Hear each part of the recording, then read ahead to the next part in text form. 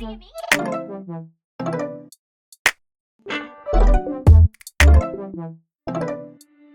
Hey, so it's been a few weeks since I got the Samsung Galaxy Z Flip 3, or as people in Europe call it, the Samsung Z Flip 3.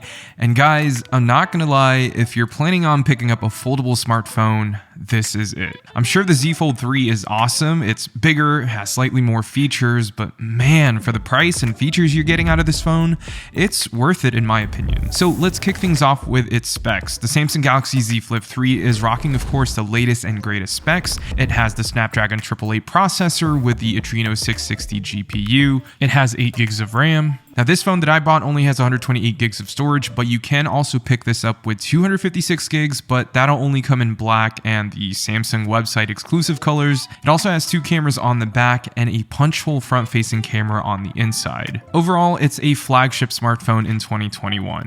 But what really makes the Z Flip 3 stand out and so good? Well, there's a few things in my opinion that makes this phone one of the best phones, or the best foldable phone that I've used. Now, I haven't used the previous generation Z Flips before, but I was there when it first launched in San Francisco during Unpacked in 2019. So in some ways I have used it, but not as my primary phone that I'd carry with me everywhere. So let's kick things off with its design. It's a foldable phone first and foremost. It's really compact, and when you flip it open, it's really satisfying to do so. So I picked up the green color, which looks pretty modern and gives it that nice two-tone look with the front display and camera modules with that black strip, but it's like a mirror. It's really reflective, and if you don't wash your hands often, which I highly suggest you do by the way, you'll see a ton of fingerprints all over the phone. The solution? Yep, you guessed it, it's our channel sponsor Dbrand. If you don't know them by now, you're most definitely missing out. They make the best skins for your smartphones, consoles, and tablets. They're also coming out with an all-new leather skin soon, so make sure to pick those up and any other special edition skins using the first link below, or go to dbrand.com/heymarkl to learn more.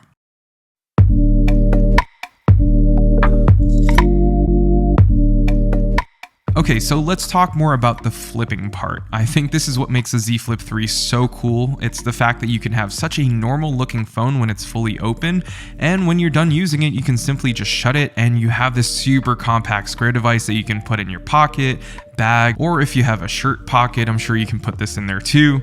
It's actually really convenient. The phone's also now water resistant with an IPX8 rating. It's not dust resistant because it's a flip phone, but it is kind of nice knowing that I don't have to worry about rain or getting the phone wet and having it break on me on the spot like previous flips or folds. Now the biggest difference on the inside though is that 120Hz display. Just like any other high refresh rate displays, I can tell how much smoother the phone is when scrolling through menus or scrolling through Instagram or Twitter, and playing games on the phone feels like butter too. It's really smooth, and I'm really happy that Samsung upgraded the display because this is actually something that should be standard in any flagship phone going forward. Now I don't know about you guys, but I love listening to music or watching videos on my phone, and if the phone doesn't have good sounding speakers, it's definitely a letdown. Well, I'm happy to report that the Z Flip 3, for such a unique, compact device, sounds really, really good. The stereo speaker sounds amazing, it gets really loud, there's plenty of bass, and doesn't distort at max volume, which is something I gotta applaud Samsung because it's such a thin device, but the speakers still pack a punch. On the outside, there's now a much bigger display versus the old slim strip from previous generation flips.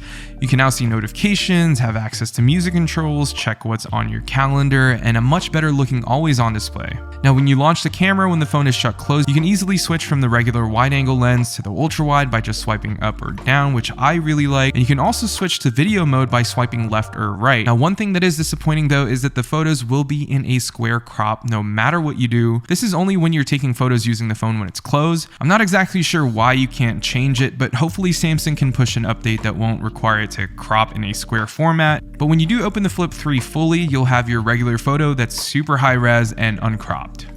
And speaking of the cameras, I think the Z Flip 3's dual camera is decent. I'm definitely not impressed or wowed by its quality. Now, it's not terrible, but also not the best that I've used recently. I still think any of the Pixel devices that came out the last 2 years are the best that I've used on Android. There's just something about Pixel phones that captures photos in such a unique way. So with that being said, you're not going to buy the Z Flip 3 for its cameras. You're getting slightly oversaturated photos, slightly overexposed photos, and kind of overprocessed too. However, it is cool though that you have so many options and unique ways ways to capture photos because it's a flip phone. You have this tabletop mode, you have tent mode, side flippy mode, and the fact that you can use this outside display as a viewfinder is pretty neat too.